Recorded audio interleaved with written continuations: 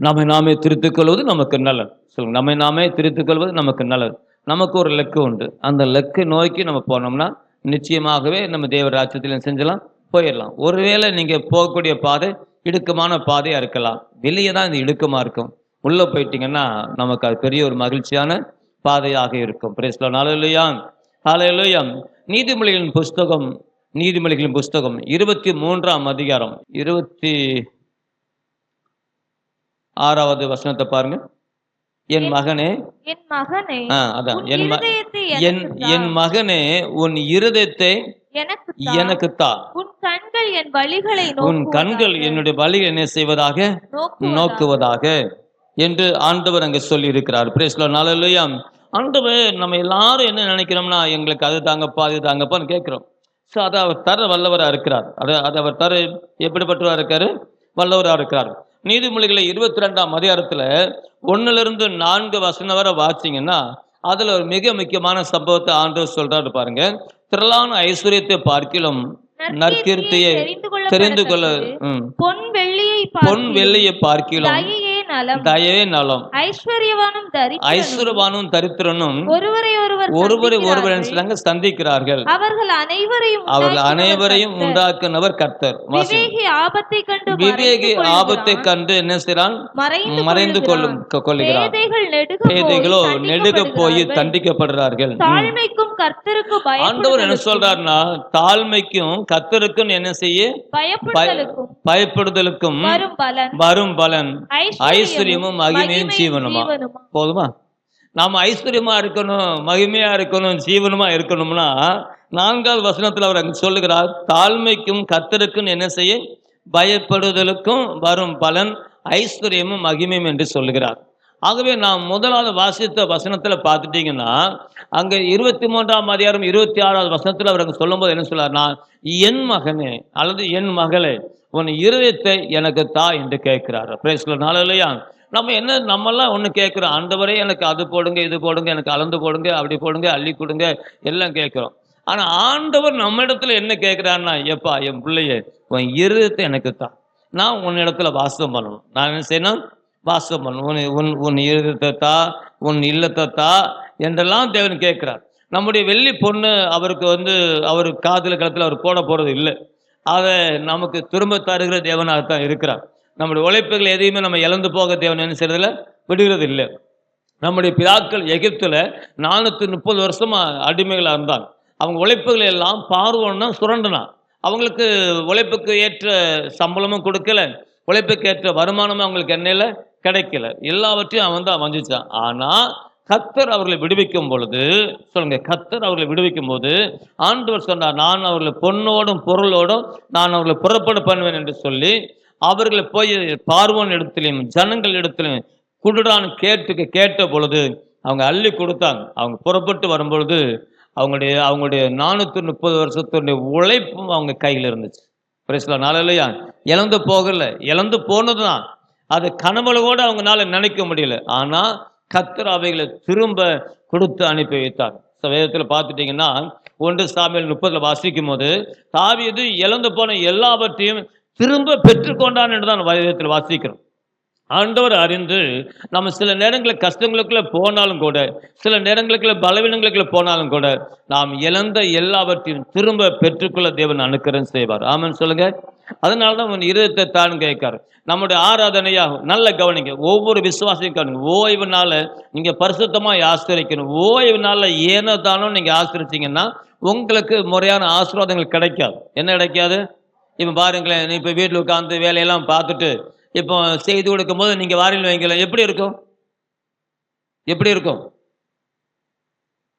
அது தேவனுடைய பார்வையில் நல்லா இருக்கும். உங்களுக்கு திருப்தி. நம்ம போறோம் ஆண்டவர் இன்னைக்கு ஞாயிற்றுக்கிழமை ஆராதனைக்கு போயிடுச்சு, கொஞ்சம் முன்னால போனா பாட்டு, கொஞ்சம் முன்னால போனா ஆராதனை, கொஞ்சம் முன்னால போனா கொஞ்சம் முன்னால போனா இப்ப எதுக்கு இந்த டைம்? எதுக்கு? நானும் அதுல கலந்துக்கிட்டேன்னு சொல்றதுக்கா? அப்ப இவ்வளவு நேரம் நம்ம என்ன பண்ணணும்? வீண் காரியம், வெற்றி காரியம், அல்லது நமக்கு லாபமாக தெரிஞ்சதை நீங்க எடுத்துட்டீங்க. உங்களுடைய பிரயாசம் உங்களுக்கு பலன் கொடுக்காது. நீங்க ரொம்ப வரும்னு எதிர்பார்க்கிறீங்க, அது ரொம்ப வரல. ஆகையா 2ஆம் அதிகாரத்தில் பார்த்துட்டீங்கன்னா 100 குடம் என்ன வரும்னு எதிர்பார்த்தாங்க, வெறும் 30 தானே வந்துச்சு.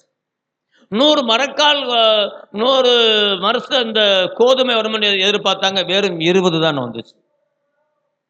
விதைச்சது அவ்வளவுதான், அறுத்ததெல்லாம் அறுக்கும் போதெல்லாம் எல்லாம் இருந்துச்சு. ஆனா அம்பாரத்துல போட்ட பொழுது அவைகள் எல்லாம் மாயமா போயிடுச்சு. நீங்க நல்ல வேலை பார்த்துட்டு நிறைய சம்பளத்தை வாங்கி நீங்க இப்படி பாக்கெட்ல வைக்கிறீங்க, இந்த பாக்கெட் இப்படி பிஞ்சிருந்தா எப்படி இருக்கும்? காசு வாங்கிட்டீங்க, வேலை பார்த்த காசுன்னு வேண்டிய சம்பளத்தை வாங்கி வச்சுட்டு அவசர அவசரமா பைக்கில் சல்லன்னு போயிட்டிய. ஆனா அங்க போய் வீட்டுல போய் பார்த்தா என்ன இல்லை, காணு. அப்புறம் தான் தெரியுது இங்க என்ன இல்லை, தையல்ல இல்லை, தையல்ல உறிஞ்சு எல்லாமே போன எப்படி இருக்கும்? அன்றைக்கு பட்ட கஷ்டமும் போச்சு, எல்லாம் போச்சு, எல்லாம் போச்சு, எல்லாம். அதுக்கு ஆகையால் என்ன சொல்லலாம்னா, நானே அவைகளை ஊதுனேன் என்று சொல்லுகிறார். ஏன் ஆலயம் பாலா கிடக்கும் பொழுது நீங்க உங்க வீட்டை கட்டுறது என்ன? நீ கர்த்தருடைய ஆலயத்தை கட்டு, நான் உனக்கு கட்டுவேன் என்று சொன்ன பொழுது, ஆகையால பார்த்துட்டீங்கன்னா அவங்க அதுக்கு பிறகுதான் போய் மலையில போய் மரம் வெட்டி கர்த்தருடைய ஆலயத்தை கட்டுறாங்க. கர்த்தர் அவளை ஆசீர்வதித்தார். அப்ப அதெல்லாம் பொத்தலான பையில போட்டது போல இருக்குது என்று தேவன் அங்கே சொல்லியிருக்கிறார். அப்போ நம்முடைய தரித்திரத்துக்கு நாம் ஒரு காரணமா இருக்கிறோம். இப்ப ஆண்டவன் சொல்லார்னா, என் மகனே உன் இருதயத்தை எனக்கு தான், ஏன் என் வார்த்தையை உன்னுடைய இருதயத்துல பதிக்க மாட்டுக்க? வேதத்தை வாசிக்கிற அந்த வசனம் நம்ம இருதயத்துல பதியணும். செய்தி வேலை செய்தி சொல்றது உங்களுக்கு பதியணும். செய்தியில குற்றம் கண்டுபிடிக்கிற ஆவி உனக்கு வரக்கூடாது. அது ஒரு நிமிஷத்துல அந்த எண்ணம் யாரு மூலமா வந்தாலும் நீங்க நினைச்சுக்கிறீங்க உங்களுக்கு பிசாசு குழி தோன்றான்னு சொல்லி. நீங்க புத்திசாலியா இருக்கலாம், நீங்க புத்திசாலியா இருக்கலாம், நீங்க அறிவாளியா இருக்கலாம். நீங்க சொல்லும்போது சொல்லலாம், எங்க கஷ்டம் அவங்களுக்கு என்ன தெரியும்? அவைய மருமகனை கேட்டா பாரு கேள்வி, புழுத்த நாய் கேட்கா. அதனால ஜென்மத்துக்கு மூஞ்சில முளைக்க மாட்டோம் நீங்க சொல்லலாம். வைங்களேன், நீ சபைக்கு வரும்போது பார்த்துட்டா மாமி மருமகள் சமாதானமா இருக்கணும்னு சொல்லி நீங்க ஆண்டவர் பேசுவோம் வைங்களேன், அந்த நேரம் உங்களுக்கு எப்படி இருக்கும்? இப்போ பாஸ்டர் நம்மளை பார்த்து குத்தி பேசுறாரோ, உங்களுக்கு குத்தி பேசுறதுக்கு நீங்க எனக்கு எதிரியா? நீங்க பிள்ளை, சபையினுடைய பிள்ளைகள். நான் உங்களுக்கு சுதந்திரம்.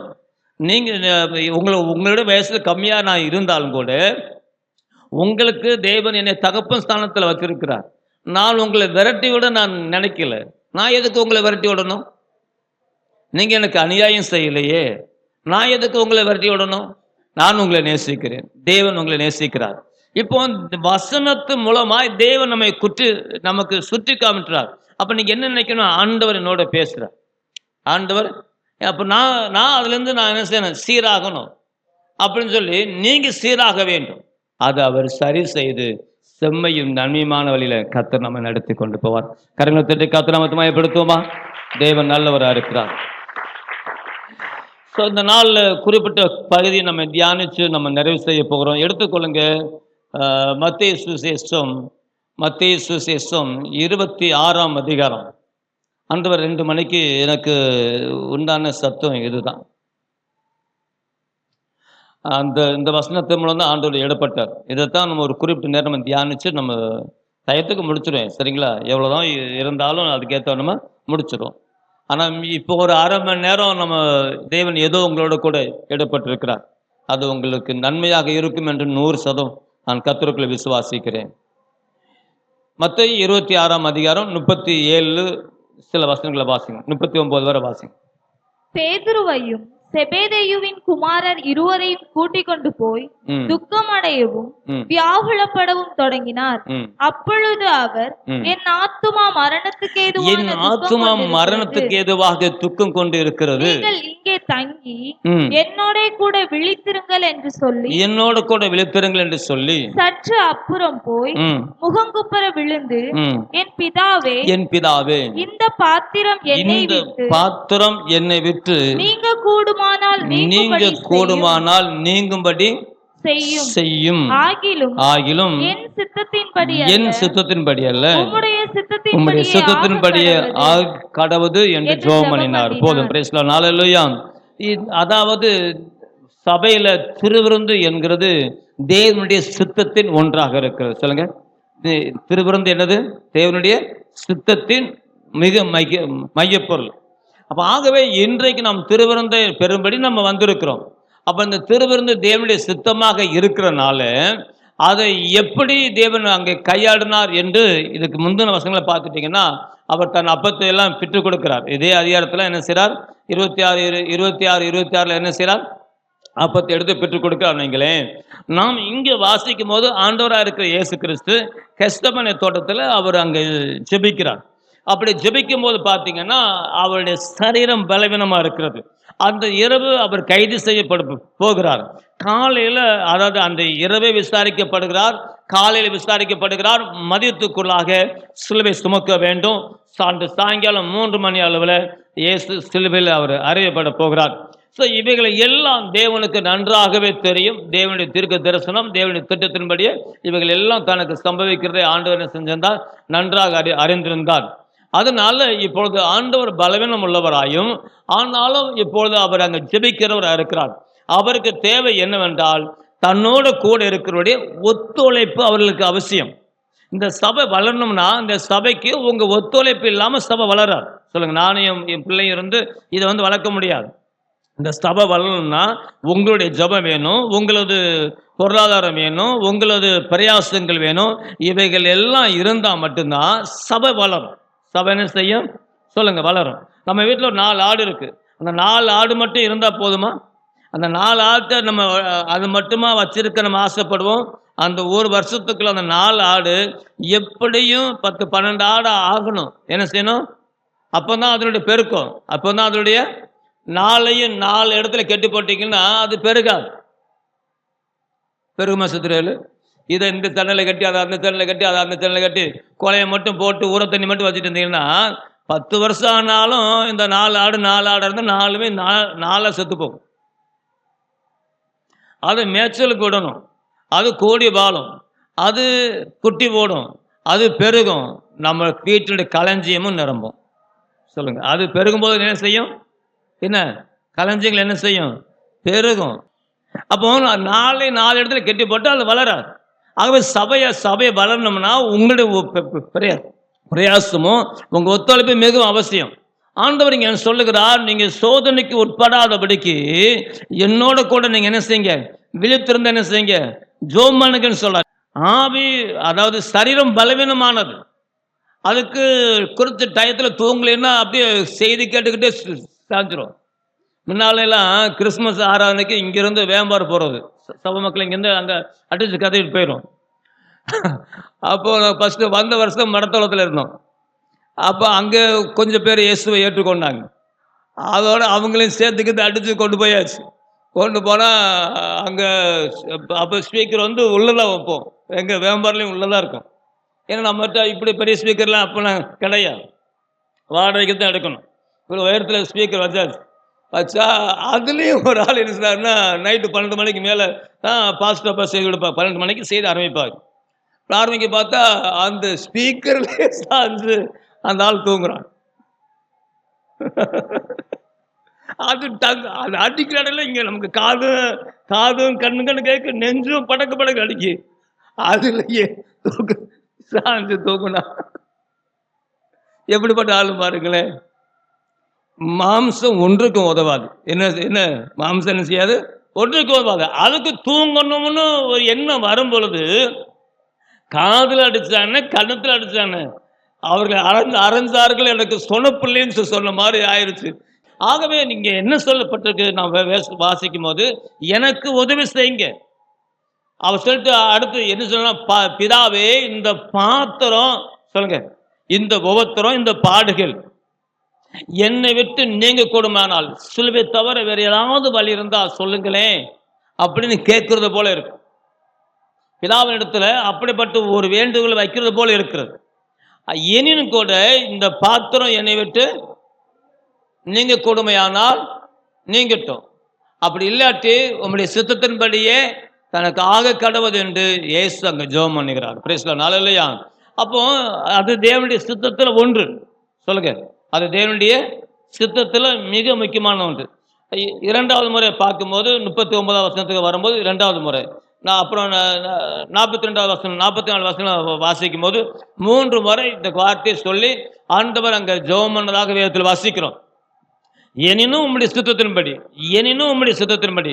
நான் கொஞ்சம் கஷ்டப்படுறேன்னா அது உங்க சித்தமா? ஓகே, அதில் நான் மறுதளிக்காம இருப்பேன் ஆண்டவரே. நீங்க மறுதளிப்பது தேவனுடைய சித்தம் அல்ல, அதில் விசுவாசத்தில் நிலைச்சு நிற்பது தேவனுடைய சித்தம். Praise the Lord. ஹல்லேலூயா. அப்போ கிறிஸ்துவினுடைய சித்தம் என்னில் நிறைவேறணும். ஆண்டவர் கூட ஜெபத்தை, பரலோக ஜெபத்தை கற்றுக் கொடுக்கும் போது, சொல்லுங்க, பரலோக ஜெபத்தை கற்றுக் கொடுக்கும் போது என்ன சொல்றாரு? மத்தேயு சுவிசேஷம் 6ஆம் அதிகாரத்துல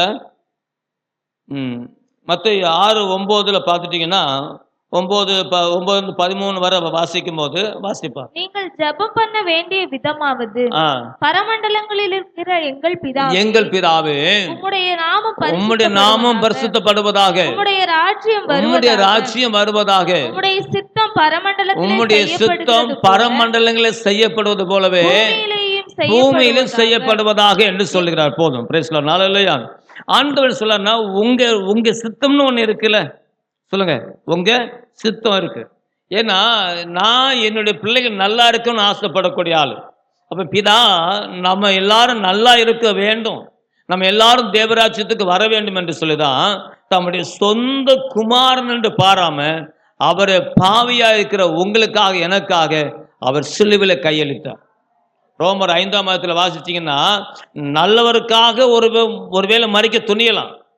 அப்படி இருக்கும் பொழுது பாவியிலா இருக்கிற நமக்காக கிறிஸ்து மரித்தார். கிறிஸ்து நமக்காக மரித்தனால நாம் மீட்கப்பட்டோம். நாம் என்ன செஞ்சோம்? மீட்கப்பட்டோம். நான் சாக வேண்டிய இடத்துல எனக்காக இயேசு மரித்தார். அதனால நான் அதிலிருந்து எப்படி ஆயிட்டேன்னா, நான் விடுதலை ஆயிட்டேன். அது அவருடைய சித்தம்.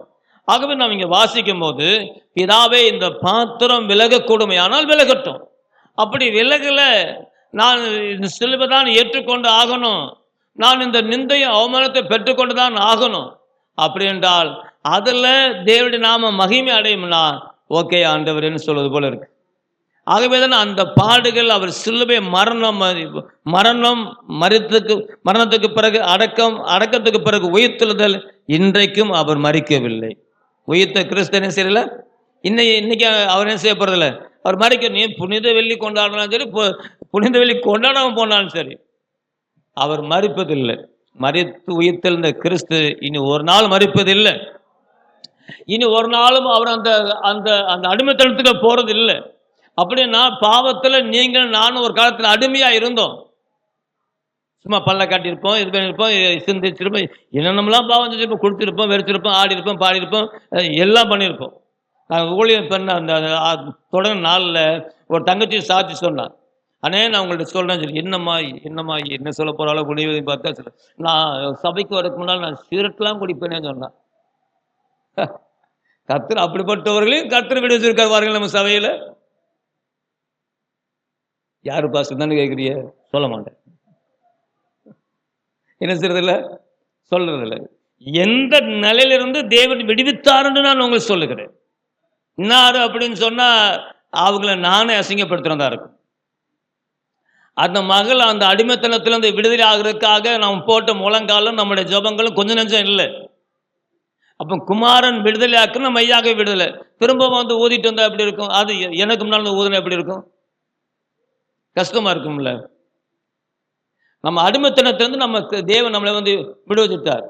இனி நீங்கள் அடிமைத்தனத்துக்கு உள்ளாகாதபடி நீங்க தான் காத்துக்கணும். கர்த்தர் அதுக்குத்தான் நமக்கு வந்து இப்ப நல்ல வைங்களேன், நமக்கு 6 அறிவை கொடுத்துருக்கார். சிந்திக்கிற அறிவு, பேசுகிற அறிவெல்லாம் நமக்கு என்ன செஞ்சிருக்காரு? சேர்த்து கொடுத்துருக்கிறார். அப்போ நாம் அதை எதை சிந்திச்சாலும் வேத வசனத்தை வச்சு சிந்திக்கணும். நாம் எந்த முடிவு எடுத்தாலும் அது தேவனுக்கு பிரியமா இருக்குமான்னு பார்க்கணும். குறிப்பா ஓய்வு நாளை ஒரு காலம் அசட்டை பண்ணக்கூடாது. நீங்க எவ்வளவு வெள்ளனையே வாரீங்களோ அவ்வளவு தூரத்துக்கு நீங்க பாக்கியவான். நீங்க எவ்வளவு தூரம் நீங்க லேட்டா வாரீங்களோ அந்த அளவுக்கு உங்களுடைய ஆசீர்வாதங்களை நீங்க இழக்கிறீங்கன்னு அர்த்தம். ஏன்னா நான் சொல்றதுன்னு நீங்க எழுதி வச்சுன்னா சோதிச்சு பாருங்களேன், அது அப்படியே நேருங்க. நாம குறிப்பா இன்றைக்கு நம்ம திருவிருந்து வைங்களேன், இந்த திருவிருந்து ஆயத்து நாள்னு சொன்னா நம்ம ஆயத்து நாளுக்கு முந்தின நாளும் நமக்கு, அதாவது ஓய்வு நாளுக்கு முந்தின நாள் நமக்கு ஆயத்த நாள். ஏன் அந்த ஆயத்து நாள்னா நம்மை சுத்திகரிப்பதற்கு, பரிசுத்தப்படுத்துறதுக்காக தானே அந்த நாள். ஸோ அந்த நாளில் நீங்க வேலைக்கு போவதோ கொள்வதோ அது எதுவுமே சாத்தியமானது கிடையாது. நீங்க எப்போ போகலாம் தெரியுமா? தேவனுடைய சமூகத்துக்கு வந்து உங்களை சுத்திகரிச்சுட்டு மதியத்துக்கு மேல உங்க வேலையா இருந்தா நீங்க பார்க்கலாம், ஓகே. அன்னைக்கு போனால் நமக்கு 1000 ரூபா கிடைக்கும், 100 ரூபா கிடைக்கும், 500 ரூபா கிடைக்கும், 10,000, 1,00,000 கூட கிடைக்கும். என்ன இல்லைன்னு சொல்லலை. அது தேவன் அங்கீகரிக்கிறதா இருக்கா? தேவன் அது அங்கீகரிக்கிறதாக இருக்கா? ஒரு பெரிய அரண்மனை கட்டிட்டு ஒரு கணவன் மனைவி இருக்கிறாங்களே, அதுல யாரோ ஒருத்தவங்க துரோகம் பண்ணிட்டாங்கன்னா அது நல்லா இருக்குமா? அது பின் அவங்கள இணைச்சிட முடியுமா? இணைச்சிட முடியாது. அதே போல தேவனுக்கும் உங்களுக்கு இருக்கிற அந்த உறவை நீங்க முறிக்க கூடாது. ஆகவே அந்த அந்த அந்த ஓய்வு நாளுக்கு முந்தின நாள் ஆயத்த நாள். சனிக்கிழமையே நம்ம என்ன செய்யணும்னா, ஞாயிற்றுக்கிழமை போடக்கூடிய ட்ரெஸ்ஸை அன்னைக்கு நம்ம எடுத்து வச்சிடணும். அந்த நாட்கள்ல ஓய்வு நாள்ல சமைக்கவே கூடாது. ஆகவே ஓய்வு நாளை நீங்க பரிசுத்தமாய் ஆசரிக்கணும். ஆண்டவர் 10 கற்பனை கொடுக்கும்போது சொல்றார், ஓய்வு நாளை பரிசுத்தமாய் ஆசரிப்பாயாக. அந்த ஓய்வு நாள்ல உனக்கு இஷ்டமானதை செய்யாதபடி எச்சரிக்கையாக இருப்பாயாக. நம்ம யோசிப்போம், நம்மள மாதிரி நம்ம விட்டோம்னா ஆண்டவருக்கே யோசனை சொல்லுவோம். சொல்லுங்க, விட்டோம்னா வாங்க ஏசப்பா, அது அப்படி இல்லை ஏசப்பா, இது இப்படி ஏசப்பா, நான் இப்படித்தான் நினைச்சேன் ஏசப்பா, அப்படித்தான் நினைச்சேன் ஏசப்பா, இப்படித்தான் நினைச்சேன் ஏசப்பா, உட்காருங்க ஏசப்பா அப்படின்னு சொல்லி அவர் ஒரு வழி பண்ண ஆரம்பிச்சிடும். மனிதனுக்கு செம்மையா தோன்ற வழிகள் உண்டு. அது முடிவு இதா. ஒரு தம்பியை கர்த்தர் விடுவிச்சார். அவர் ஒரு தேவையில்லாத தொழிலை செய்யறதுக்கு அவர் முயற்சி செஞ்சார். எப்ப அது வேண்டாம், அந்த ஆண்டு பிடிக்காது, வேண்டாம், அது செய்யாதுன்னு சொல்லும். கேட்கல.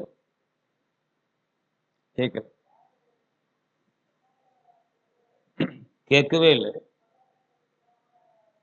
கேட்காதனால இப்ப அவர் ஆலயத்துக்கு வர்றதே இல்லை. அந்த தொழில் நடந்துட்டு இருக்கு. ஆனா அது நம்ம ஊழியத்துக்கு பல இடங்கள் போறோமா, நம்ம போகும்போது வரும்போதெல்லாம் கார்ல போகும்போது அந்த சம்பவங்களை பார்க்கும்போது கஷ்டமா இருக்கு. அவருக்கு அதுல வருமானம் இருக்கலாம். ஆனா கர்த்தர் கொடுக்காத வருமானங்கள் அத்தனையும் வேதனையத்தான் கொண்டு வரும். முடிவில் பார்த்துட்டீங்கன்னா ஒண்ணுமே மிஞ்சாது. கர்த்தராலே கொஞ்சம் வந்தாலும் அது நமக்கு நிறைவு தரும். கர்த்தரால் வரக்கூடிய ஆசீர்வாதம் ஒண்ணுதான் நமக்கு தங்கும். தேவனுடைய வார்த்தையை நம்ம கேளாம போனோம்னா நமக்கு சாத்தியமாகாது. தேவனுடைய வார்த்தையை கேட்டு அதன்படி ஆண்டவர் சொல்கிறார், இந்த வார்த்தையை கேட்டு அதன்படி செய்கிறவனே பாக்கியவான் என்று சொல்லியிருக்கிறார். ஆகவே இந்த பாத்திரம் என்னை விட்டு நீங்க கொடுமையானால் நீங்கும்படி செய். ஒவ்வொரு விசுவாசியும் தேவனுடைய சித்தத்தை செய்ய நம்ம கடன்பட்டு இருக்கிறோம். என்ன செய்யணும்? ஒரு மனிதன் சபைக்கு வரும் பொழுது ஆண்டவராக இருக்கிற இயேசு கிறிஸ்துவை சொந்த இரட்சகராக ஏற்றுக்கொள்ளணும். என்ன செய்யணும் சொல்லுங்க? நீங்க வியாதிக்காக வரலாம், பிரச்சனைக்காக வரலாம், கல்யாணத்துக்காக கூட நீங்க வரலாம். இங்க போனா கல்யாணம் முடிக்குன்னு சொல்லி கூட வரலாம், பிரச்சனை இல்லை. வாங்க, இங்க வர நிமித்தமாவது உங்களுக்கு கல்யாணம் நடக்கும். ஆனா கல்யாணத்துக்காக நீங்க ஞானஸ்தானம் எடுக்க கூடாது. உன் ரட்சிப்புக்காகத்தான் ஞானஸ்தானம் எடுக்கும். கல்யாணத்துக்காக ஞானஸ்தானம் எடுக்கிறது தேவ சித்தம் அல்ல. ஏன்னா நாம் இன்னும் தெளிவாகல, அந்த மயக்கத்துல இருக்கிறோம். ஆனா தேவ சித்தத்துக்காக நீ மனம் திரும்பி ஞானஸ்தானம் எடுப்பாயானால் திரும்ப நீ விழ போறது கிடையாது. திரும்ப நீ என்ன செய்ய போறது கிடையாது? விழ போறது கிடையாது. அப்படி திரும்ப நீ விழுந்தாலும் தேவன் உன்னை விடமாட்டார். இந்த வாரத்தோட வாக்குத்தத்தத்தை போடுது. அதில் பார்த்தீங்கன்னா ஒரு படம் போட்டிருக்கும் பார்த்தீங்களா? இந்த பாருங்க, அதில் உங்களுக்கு என்ன தெரியுது சொல்லுங்க? இந்த டிவியில் படம் தெரியுதுல்ல, சொல்லுங்க. அதில் உங்களுக்கு என்ன தெரியுது? என்னதை பார்க்குறீங்க சொல்லுங்க, எனக்கு காது கேட்காது. ஒரு சிலுவை தெரியுதா? சிலுவையில் நடுவே ஒரு ஆளுக்கு 2 பக்கம் கை வச்சுட்டு இருக்காரா? சரி, அந்த கையில் என்ன இருக்கு? ஆணி பஞ்ச காயம் இருக்கா? மேலே அந்த கையை இன்னொரு கை மேலே பிடிச்சிருக்கா? கீழே ஒரு கை எக்கிக்கிட்டு இருக்கா? இந்த கை எப்போ முடிவிடும்? இந்த கீழே இருந்து எக்கிற கை தான் நீங்க. கீழே இருந்து ஆண்டவர் உங்களை பிடிக்கிறதுக்கு அவர் ஆயத்தமா இருக்கிறார். எங்க கையில காயத்தை இருக்குங்க, அது எவ்வளவு வேதனையா இருக்கும். ஆனாலும் நீ வேதனைக்குள்ள போகக்கூடாதுன்னு அவர் தூக்க தயாரா இருக்கிறார். நானும் கையை எட்டுறேன் பாஸ்டர், கையை பிடிக்கிற அளவுக்கு. அதுல இன்னொரு காரணம் இருக்கு. மனிதனுக்காக தேவனிடத்துல பரிந்து பேசக்கூடிய ஒரே ஒரு நபர் யாருன்னா கர்த்தரா இருக்கிற இயேசு கிறிஸ்து. மேல பிதாவினுடைய கரமும் சென்ட்ரல ஆண்டவரா இருக்கிற இயேசு கிறிஸ்துனுடைய படமும் கீழே பாவியான ஒரு மனிதன் என்னை மீட்டுக் கொள்ளுங்கப்பான்னு கையை உயர்த்துகிறான். தேவன் விடுவிக்க வல்லவராக இருக்கார். ஆமென் சொல்லுங்க. Praise the Lord. Hallelujah, hallelujah. இப்பொழுது நீங்க மத்தேயு சுவிசேஷம் 26ஆம் அதிகாரம் 26ல இருந்து 29 வரை வாசிங்க. வாசிங்க. மத்தேயு சுவிசேஷம் 26ல 26, 27, 28, 29 வாசிங்க. அவர்கள் போஜனம் பண்ணுகையில் இயேசு அப்பத்தை எடுத்து ஆசீர்வதித்து அதை பிட்டு சீஷர்களுக்கு கொடுத்து நீங்கள் வாங்கி புசியுங்கள், அதை வாங்கி புசியுங்கள், இது என்னுடைய சரீரமாய் இருக்கிறது என்றார். பின்பு பாத்திரத்தையும் எடுத்து ஸ்தோத்திரம் பண்ணி அவர்களுக்கு கொடுத்து நீங்கள் எல்லாரும் இதுல நீ என்ன செய்யுங்க, பானம் பண்ணுங்கள், இது பாவ மன்னிப்பு உண்டாகும்படி அநேகருக்காக சிந்தப்படுகிற புது உடன்படிக்கைக்குரிய என்னுடைய இரத்தமாக இருக்கிறது. இது முதல்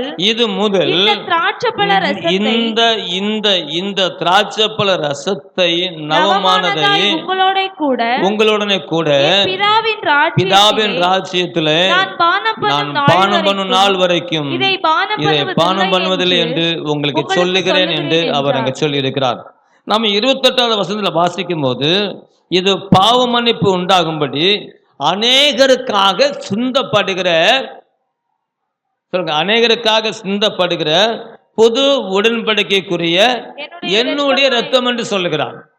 அப்போ அநேகருக்காக, இந்த உலகத்தில் இருக்கிற எல்லாருக்காக, ஒரு குறிப்பிட்ட மக்களுக்காக அல்ல, எல்லாருக்காக இயேசு சிலுவையில் மரித்தார். சொல்லுங்க, எல்லாருக்காக. ரட்சிக்கப்பட்டிருக்கிற உங்களுக்காக மட்டும் இயேசு மரிக்கல.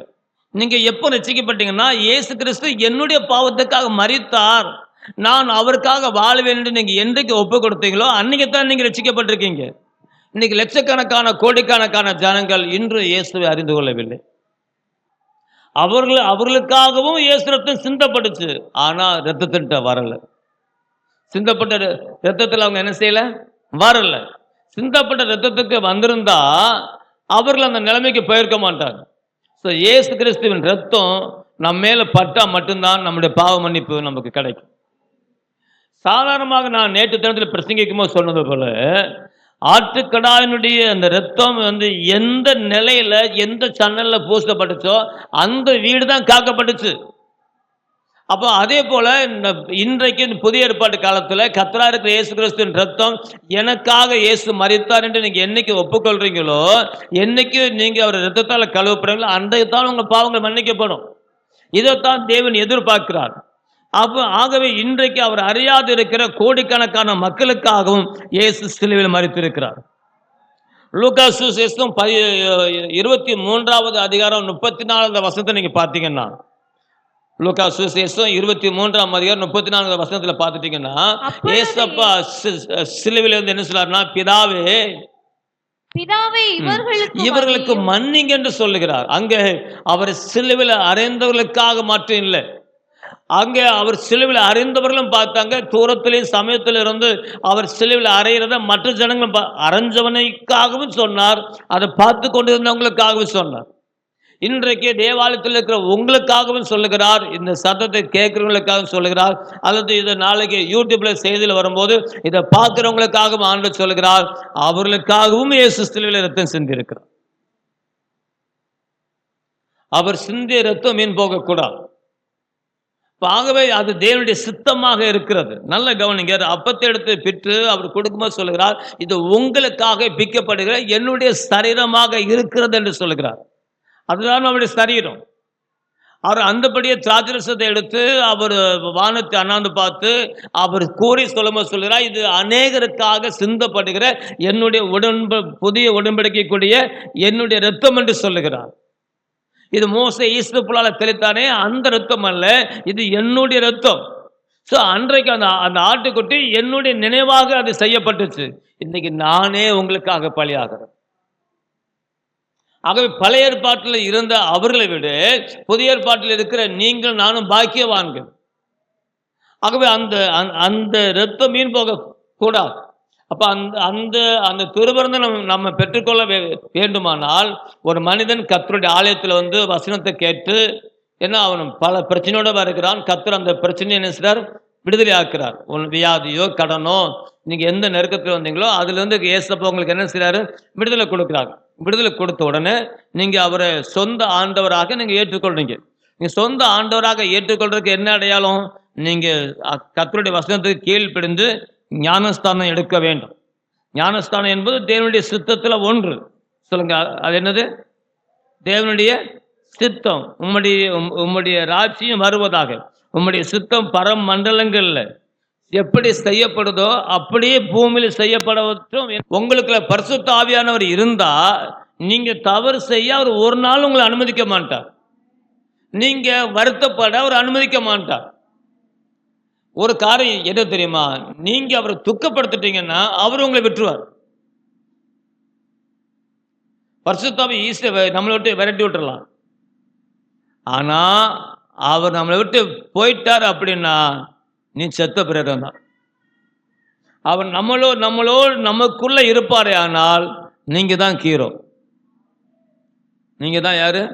ஹீரோ. ஏன்னா அவர் சுயமாய் பரிசுத்த ஆவியானவர் உங்கள்ட்ட செயல்பட மாட்டார். பரிசுத்த ஆவியானவர் அவர் சுயமா செயல்படுறவர் இல்லை. நமக்கு போதிக்கப்பட்ட வேத வசனத்தின்படி இயேசு கிறிஸ்துவை நமக்குள்ளாக வெளிப்படுத்தும்படியாக அவர் செயல்படுகிறார். அப்ப பரிசுத்த ஆவியின் அபிஷேகம் நமக்கு மிகவும் அவசியம். மூன்றாவதாக நாம் அந்நிய பாச அபிஷேகத்தை பெற்றுக்கொள்ள வேண்டும். நம்ம என்ன செய்யணும்? நாங்கள் ஞானஸ்தானம் எடுத்துட்டோம் சொல்லி பரிசுத்தாவின் அபிஷேகத்தை பெறாம அந்நிய பாச அபிஷேகத்தை பெறாம இருந்தீங்கன்னா நீங்க உங்களுக்கு ஏதோ ஒரு கோளாறு இருக்குன்னு அர்த்தம். நீங்க மனம் திரும்பும் போதே அவர் உங்களுக்கு நீங்க பரிசுத்தாவிக்குள்ள முத்திரையிடப்பட்டுட்டீங்க. ஆனா அந்த அபிஷேகம் நீங்க முழுமையை பெற்றுக்கொள்ளணும்னா நீங்க அவரிடத்தில் முழுமையாக ஒப்புக் கொடுக்க வேண்டும். எப்படி எனக்கு காத்திருங்க என்று சொல்லி ஆண்டவர் சொன்ன பொழுது அவங்க காத்திருந்து அவங்க உபாசித்து ஜெபித்த பொழுது பரிசுத்தாவின் அபிஷேகத்தை செஞ்சாங்க சீசர்கள் பெற்றுக்கொண்டது போல நீங்கள் நான் பெற்றுக்கொள்ள வேண்டும். பரிசுத்தாவின் அபிஷேகத்தை பெற்றுக்கொண்டா உங்களை கிறிஸ்துவின் அன்பை விட்டு யாரும் பிரிக்க முடியாது. யாரும் என்ன செய்ய முடியாது? பிரிக்க. நீங்க அந்த அபிஷேகத்தை பெறல அல்லது பெற்ற அபிஷேகத்தை நீங்க விட்டுட்டீங்கன்னா அங்க இன்னைக்கு காது உத்துராகலாம். போகலைன்னா வருத்தப்படுவாங்க. அவங்கெல்லாம் வருத்தப்பட மாட்டாங்க. வருத்தப்பட்டா தான் என்ன? அந்த தேவனை ஆராதிச்சுட்டு மதியம் போய் சாப்பிட்டு மொய கொடுத்து வரண்டி தானே. 2 நேரம் விருப்பத்தோடு சொல்ல அப்புறம் என்ன சொல்லாங்க? இது நம்மளை பார்த்து சொன்ன அவங்க நீங்க ஆண்டோட பிள்ளைங்க, நீங்க 6 நாள் முடிச்சுட்டு வாங்கன்னு அவங்க சொல்ற அளவுக்கு நம்ம சாட்சியா இருக்கோம். இங்கே வரவே போறிய நாங்களும் வந்துருவோமே. அது உன்னை விலை தட்டுறதுக்காக பிசாசு சொன்ன வார்த்தை. நாங்கள் வந்துடுவோமே. நாங்கள் போகலைன்னா என்ன ஆகும்? நாங்கள் போகலன்னா என்ன ஆகும்? ஒன்றும் ஆகாது. அது நடக்கும். உங்கள் வச்சு அது எதுவுமே நடக்காது. நீங்கள் ஒரு பொருட்டே கிடையாது. நீ கூட பிறந்தவளா இருந்தாலும் உனக்கு பொருட்டு கிடையாது. இங்கே தேவனோட இருந்தால் அவங்க சொல்லுவாங்க, நீங்கள் எல்லாம் முடிச்சுட்டு வந்து பிள்ளை ஆசீர்வதிக்குவாங்கன்னு சொல்லுவாங்க. எங்களை யாரு கூப்பிட்டாலுமே அர்த்தம் சொல்லுவாங்க, ஆறானே எல்லாம் முடிச்சுட்டு வந்து எங்கள் பிள்ளை ஆசீர்வதிங்கன்னு சொல்லுவாங்க. ஏன் உங்களையே சொல்லக்கூடாது? நீங்க வைராக்க வேணும். அப்ப அதுக்கு தான் பரிசுத்தான அபிஷேகம் வேணும். அடுத்து நான் சொல்ல மூன்றாவதாக நமக்கு என்ன அபிஷேகம் வேணும்? அந்நிய பாச அபிஷேகம் வேணும். அந்நிய பாச பேசுகிறவன் தேவனோடு பேசுகிறான். உலகத்துல எல்லா மொழியும் ஆண்டவருக்கு தெரிஞ்சது போல பிசாசுக்கும் எல்லா மொழியும் தெரியும். நம்மளை செக்க வைக்கிறதுக்கு அதுக்கு எல்லாமே தெரியும். ஆனா அந்நிய பாச அபிஷேகத்தை பெற்றுட்டீங்கன்னா இந்த அந்நிய பாஷையில நீங்க பேசினா, அந்நிய பாஷை பேசுறவன் யாரோட பேசுகிறான்? தேவனோட பேசுகிறான். அவன் மனுஷனோட பேசல. மனுஷனோடையும் பேசல, பிசாசோடையும் பேசல. பிசாசை விரட்டுவதற்கும் மனிதனை மேற்கொள்வதற்கும் அந்நிய பாஷை அபிஷேகம் மிகவும் அவசியம். நம்ம நகதமைக்கு ஆசைப்படுறோம், வீடு கட்ட ஆசைப்படுறோம், கார் வாங்க ஆசைப்படுறோம்ல, இதெல்லாம் நிலைக்கணும்னா இந்த அபிஷேகம் நமக்கு வேணும். அப்ப இந்த அபிஷேகத்தை நீங்க பெற்றுட்டீங்கன்னா நாங்க உங்களுக்கு போதிக்க வேண்டிய அவசியம் இல்லை. நீங்களாகவே போதனைக்குள்ளாக கர்த்தருடைய போதனைக்குள்ள நடந்துருவீங்க. உங்களை யாரும் பிடிச்சி வைக்க முடியாது. இந்த உலகம் உங்களை பிடிச்சி வைக்க முடியாது, உங்க மாம்சம் பிடிச்சி வைக்க முடியாது, யாரும் பிடிச்சி வைக்க முடியாது. கர்த்தர் செம்மையாக உங்களை நடத்துவார். நீங்க ஆயிரங்களுக்கு ஆசீர்வாதம் இருப்பீங்க. உங்க குடும்பத்துக்கு மட்டும் இருந்த நீங்க உங்க தெருவுக்கு, உங்க கிராமத்துக்கு, நாம் பிறந்த இந்த இந்தியா தேசத்துக்கு நாம் ஆசீர்வாதமா இருப்போம். அது கர்த்தராலே ஆகும். நல்ல. ஆகவே நாம் மத்தியில வாசிக்கும் பொழுது எல்லாருக்காகவும் சிந்தப்பட்ட அந்த உடன்படிக்கையின் இரத்தத்துக்கு நீங்கள் நானும் சாட்சியாக கர்த்தர் அனுக்கிரகம் செய்வாராக. ஆகவே நாம் இந்த பிக்கிற அப்பத்தினுடைய மேன்மையை சொல்லும் போது பவுல் அப்போஸ்தலன் இப்படியே சொல்லுகிறார். 1 கொரிந்தியர் 10ஆம் அதிகாரத்துல 15, 16, 17 ஆகிய வசனங்களை பாருங்களேன். பாருங்க, இன்னொரு 10 நிமிஷம் மட்டும் பார்த்து முடிச்சிடும். உங்களை புத்திமான்கள் என்று எண்ணி பேசுகிறேன். உங்களை நான் புத்திமான் என்று நான் எண்ணி பேசுறப்பா. எவ்வளவு நம்பிக்கைன்னு பாத்தீங்களா? பவுல் அப்போஸ்தலனுக்கு கொரிந்தி சபையின் மேல எவ்வளவு நம்பிக்கைன்னு பாருங்களேன். நான் உங்களை எப்படி எண்ணுகிறேன்? புத்திமான்கள் என்று நான் எண்ணுகிறேன்ப்பா.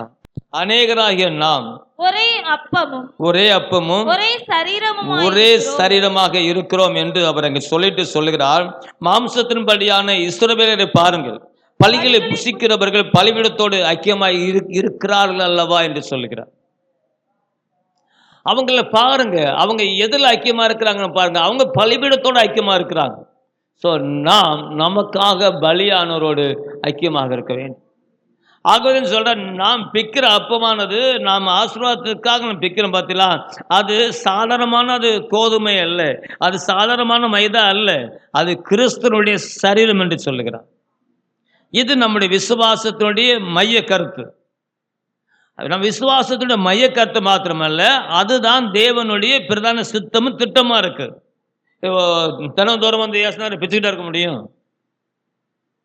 அதனுடைய அடையாளமாக நம்ம அந்த அப்பத்தை பிக்கும் பொழுது அது ஆண்டவரே தன்னுடைய கையில் எடுத்து அதை சொல்லுகிறார், இது உங்களுக்காக பிக்கிற என்னுடைய சரீரம் என்று சொல்லி.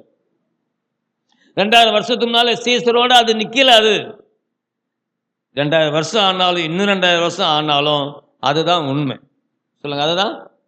இந்த நம்ம அப்பம் பிக்கிறதுனால நம்ம எதை நினைவு கூறுறோம் தெரியுமா? அவருடைய மரணத்தையும் உயிர்த்தெழுதலையும் நாம் நினைவு கூறுறோம்.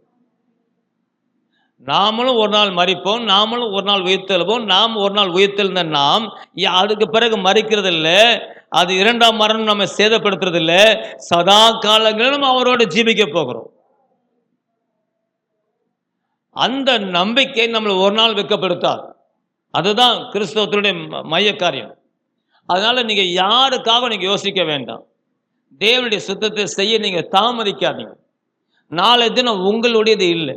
சொல்லுங்க, நாளை தினம் உங்களுடையது இல்லை. நாளைக்கு பார்ப்போம், அடுத்த மாதம் பார்ப்போம், அடுத்த வருஷம் பார்ப்போம், பிள்ளை சடங்கான பந்தி பார்ப்போம், பிள்ளை கட்டி கொடுத்துட்டு பார்ப்போம். பிள்ளையை கட்டி கொடுக்க நீங்க இருக்கணும் தாயே. பிள்ளை கட்டி கொடுக்க நீ அதுக்குள்ள பொட்டு கொடுக்க போயிட்டீங்கன்னா அப்புறம் ஓம் பிள்ளையை யார் பார்க்கறது? கடைசியில் அரசனை நம்பி புருஷனை இழந்த கதை மாதிரி ஆயிரும்.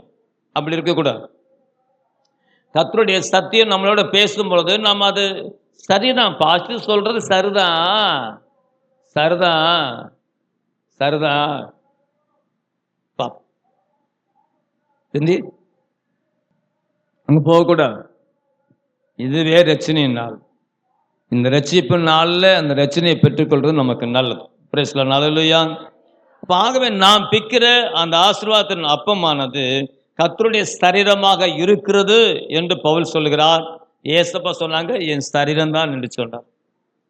ஏன்னா ஏசப்பா சொல்லும்போது கொரிந்தில சபையே இல்லை. அவர் 12 அப்போஸ்தலர் தான் அங்க இருந்தாங்க. ஆனா இப்போ அந்த 12 அப்போஸ்தலர்ல பவுல் அங்க கிடையாது.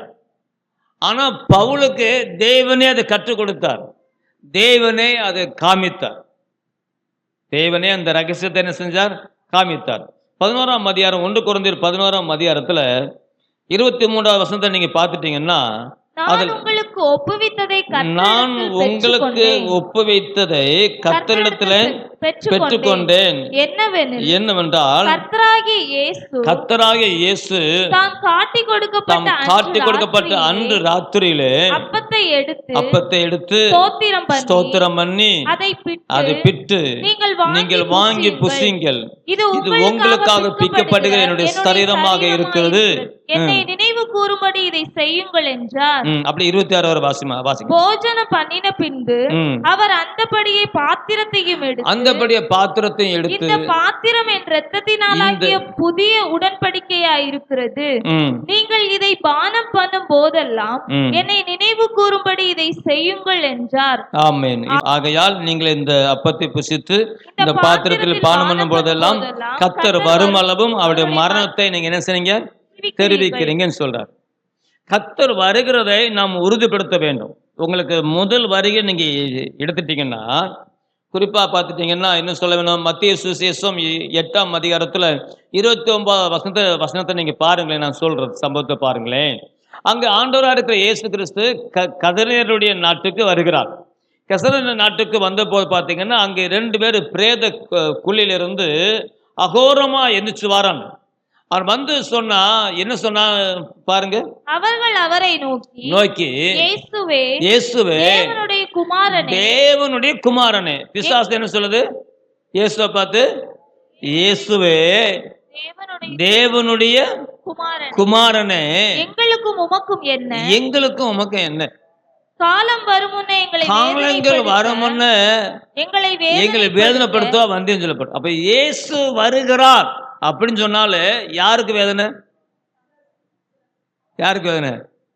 அப்போ விசுவாசி வேதனைப்பட்டா என்ன அர்த்தம்? தப்பு. அப்ப இயேசு வருகிறது நமக்கு மகிழ்ச்சி. சொல்லுங்க, இயேசு வருவது நமக்கு மகிழ்ச்சி, நமக்கு சந்தோஷம், நமக்கு விடுதலை. இப்ப இயேசு அங்க கதிர நாட்டுக்கு அங்க வந்தனால தானே அந்த மனிதனை இயேசு சுகமாக்குறார். அவனை சுகமாக்குறதுக்கு 2000 மணி சாகுது. 2000 மணி செத்தாலும் அவனை ஆண்டவர் சுகமாக்கினார். அந்த ஜனங்கள் இந்த சம்பவத்தை பார்க்க வரும்பொழுது அவன் புத்தி தெளிந்தவனாக வஸ்திரம் தரித்தவனாக இருந்தான். ஆச்சரியப்பட்டான். சந்தோஷமா இல்லையா? சொல்லுங்க. அப்போ பிசாசு சொல்லுது, காலம் வருவதற்கு முன்னால எதுக்கையா வந்திய? காலம் வந்துருச்சு, மனம் திரும்பி சுவிசேஷத்தை விசுவாசிங்கள் என்றுதான் இயேசுவை பிரசங்கம் பண்ணுகிறார். பிசாசு அவன் எப்பவுமே பொய்ன்னு பொய்க்கு பிதாம இருக்கு. அது ஒரு கனவுல தான் இருக்கும். சொல்லுங்க, கனவுல தான் பாஸ்டர் வந்து மிரட்டுது. அது கனவாத்தான் இருக்கும். தினகரன் ஐயா ஒரு பிரசங்கத்தில் ஒரு சம்பவத்தை சொன்னார். நான் அதை உங்க ஒரு பக்தி விருத்திக்காக சொல்லுகிறேன். ஒரு தடவை ஆண்டவர் அவரை மோட்சத்துக்கு கொண்டு போனாராம், பரவத்துக்கு கொண்டு போனாராம்.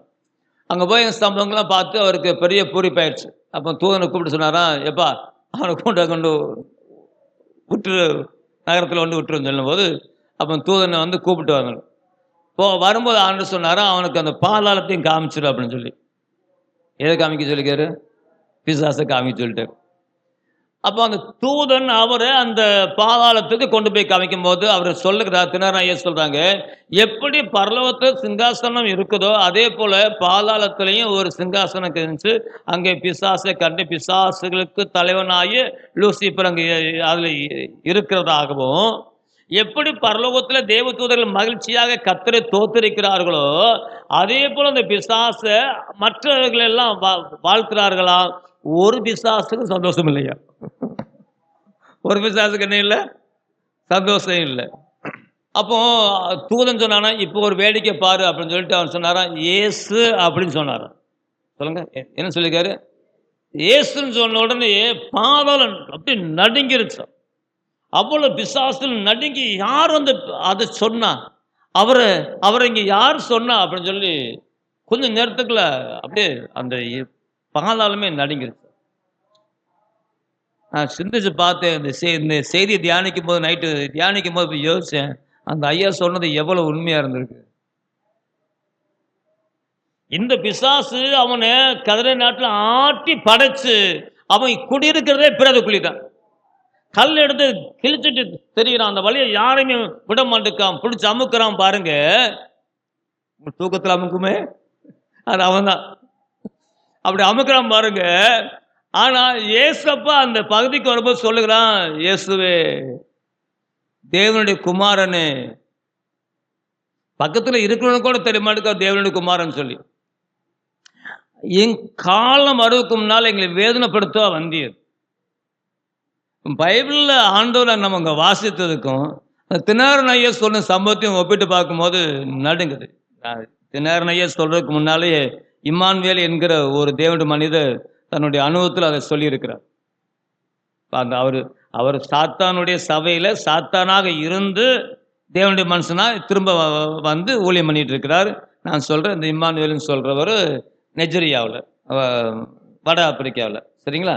இங்கே நம்ம கர்த்தருடைய வருகை பரியந்தமும் நாம் உயிரோடு இருக்கிற சகல் நாள் நீங்க திருவிருந்து நீங்க எடுக்கும் பொழுதெல்லாம் ஏசப்பா உங்களிடத்துல வருகிறார். சொல்லுங்க, யார் வர்றா? இங்க யார் வர்றா? நேரம் நமக்கு பிரசங்கம் முடிஞ்சு காணிக்கை பாட்டு முடிஞ்சு நம்ம எல்லாரும் அனுப்பியிருப்போம். இன்னைக்கு ஏன் இவ்வளவு நேரம் நம்ம தியானிக்கின்ற இருக்கு? நான் 1 மணி நேரம் 2 மணி நேரம் பிரசங்கம் பண்ணித்தான் ஆகணும்னு கட்டாயத்தில் நான் நிற்கவே இல்லை. உங்களை நான் வச்சு பார்க்க எனக்கு ஆசையா? அதனுடைய மேன்மையை நம்மளால இன்னும் முறையா புரிஞ்சு கொள்ளணும். அப்ப நாம் இந்த திருவிருந்துல நாம் அப்பம் வைக்கும் போது இயேசு கிறிஸ்து அங்க இருக்கிறார். அதை நான் விசுவாசிக்க வேண்டும். நாம் அந்த திராட்சை ரசத்தை நம்ம உட்கொள்ளும் பொழுது அப்பா சொன்ன அந்த உடன்படிக்கையின் ரத்தத்தை நாம் மெய்யாகவே என்று நம்ம என்ன செய்யணும், அதை என்ன செய்யணும், ஆசிரிக்க வேண்டும். அந்த எண்ணம் உங்களுக்கு இருந்தா நீங்க சனிக்கிழமை நீங்க காலத்தை வீணாக்க மாட்டீங்க. போகலாம், போய் எடுக்கலாம். அது சொல்லிட்டாரு. அதாவது நாங்கள் என்ன சொன்னோம்னா, அந்த நாட்களில் 4 ஆராதனை கட்டாயம் ஒரு மாதத்தில் கலந்து ஆகணும். விசுவாசி ஒரு வேலை வர முடியாது. நீங்கள் போன இடத்துல உங்களுக்கு பிடிச்சவனா பிடிச்சி கெட்டி வச்சுட்டான்னா, அவங்களே சனிக்கிழமை ஆயத்த ஜபத்துக்கு வரவங்களுக்கு ஏதாவது பிடிச்சி கெட்டி வச்சுட்டான்னா, அல்ல நீங்கள் எங்கேயோ போய் மாட்டிக்கிட்டே திரும்ப முடியாத நிலையில் போய் மாட்டிக்கிட்டீங்க அப்படின்னா, ஞாயிற்றுக்கிழமை வந்து அந்த அந்த ஜெபம் தொடங்குறதுக்கு முன்னால் 1 மணி நேரமாவது வந்து ஆண்டவர்கிட்ட செஞ்சுட்டு வந்து ஒப்பு கொடுத்து ஜெபம் பண்ணிடுன்னு உங்களுக்கு கொஞ்சம் இலகுவாக கொஞ்சம் சொல்லப்பட்ட வார்த்தை. ஸோ இதை நீங்கள் காலமெல்லாம் பயன்படுத்த நீங்கள் நினைக்கக்கூடாது. அந்த தவறு இன்றோட சரி. அந்த தவறு என்ன செய்யுது? இன்றோட சரி. அது சில நேரங்களில் நம்ம தங்கச்சி முத்து தான் வருவார். உனக்கும் அது சரி, இன்னைக்கு வந்த சகோதரனுக்கும் சரி. இதுதான் நமக்கு லாஸ்ட். ஆகவே நம்ம கூடுமான வரை நம்ம நம்ம நமக்கு இல்லை, நம்மளை அவர் கரையை கொடுத்து வாங்கிட்டார். நம்ம மீட்கப்பட்டு இருக்கிறோம். மற்றவங்களுக்கு நமக்கு வித்தியாசம் உண்டு. மீட்கப்பட்டு இருக்கிற நாம் நம்முடைய அந்த மீட்பை பிறருக்கு காமிக்கும் போது அவர்கள் அதை மீட்கப்படுவார். உங்கள் இருக்கிற வெளிச்சம் மற்றவங்களுக்கு பிரகாசிக்கணும். உங்கள் இருக்கிற இருள ஒருவன் சிக்கி விழக்கூடாது. நல்ல கவனிங்க. இருள் நடந்த பயமா இருக்காதா? எனக்கு நான் பேய் குறித்து பயப்படுமான்னு சொன்னீங்கன்னா பொய். பேய் குறித்து உங்களுக்கு பயம் இருக்கும். பூச்சிட்டு வந்துடுமோன்னு சொல்ற பயம் இருக்கும். வருமா இருக்கு? பேய் குறித்து பயம் இருக்கனால அங்கே பழங்காட்டில் லேச ஓலை உரசினாலே நமக்கு நெஞ்சில் உரசிடும். யாரோ உரசிட்டு போன மாதிரி இருந்துச்சு. எக்கா இங்கே வரும், யாரும் உரசிட்டு போன மாதிரி சொல்லிடும். ஆனால் பகையில் நடக்கும் பொழுது ஓலையே நம்ம மேலே விழுந்தாலும் ஓலை விழுந்துருச்சு சொல்லுமா இல்லையா? ஏன்? நாம் இடற போறதில்லை, நாம் வெளிச்சத்தில் நடக்கிறோம். நீங்க தான், கர்த்தர் சொல்லுகிறார், நீங்க தான் வெளிச்சம். மலை மேலே இருக்கிற பட்டணம் மறைஞ்சிருக்க மாட்டார். ஒருவனும் விளக்கை கொளுத்தி மரக்கால வச்சு மூடி வைக்கக்கூடாது. அதை விளக்கு தண்டல் வைப்பான். விளக்கு தண்டல் வைக்கிறவன் யாரு? புத்திசாலி, ஞானம் உள்ளவன். எதுக்கு வைக்கிறாங்க? எல்லாரும் அந்த வெளிச்சத்துல நிறைவா இருக்குன்னு சொல்றதுக்காக. அதை போய் உள்ளக்குள்ள வச்சுட்டோம்னா என்ன அர்த்தம்? நீ மாதிரி காயமாகரம் உள்ளால யாரும் இல்லை. அதனால கர்த்தருடைய கிருபையால பிறருக்கு நம்ம வெளிச்சமா இருப்போம். கர்த்தர் நம்மை ஆசீர்வதிப்பாராக.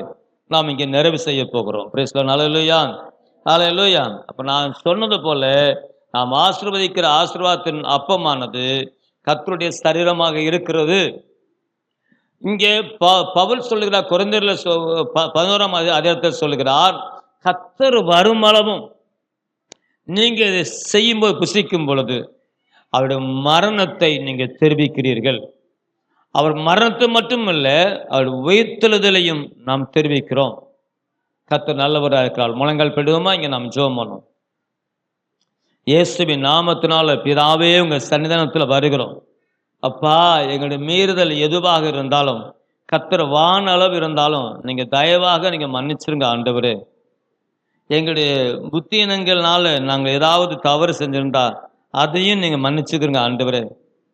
இப்படி செஞ்சா பரவாயில்ல அப்படின்னு நாங்க யோசிச்ச தவறுகளையும் நீங்க மன்னிச்சிருங்க ஆண்டவரே.